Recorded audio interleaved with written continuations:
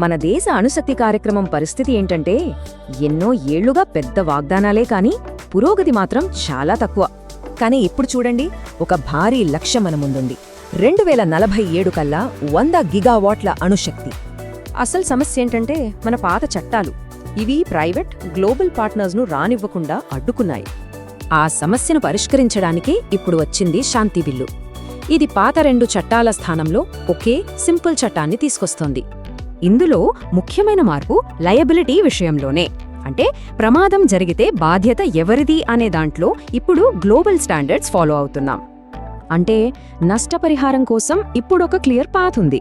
ఇది ఇన్వెస్టర్లకు చాలా ధైర్యాన్నిస్తుంది. ఇది చాలా తెలివైన స్ట్రాటజీ.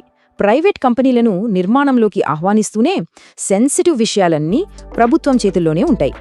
ఈ కొత్త ఫ్రేమ్వర్క్తో క్లీన్ ఎనర్జీలో మనం అనుకున్న భారీ వృద్ధిని సాధించడం చాలా సులభమవుతుంది.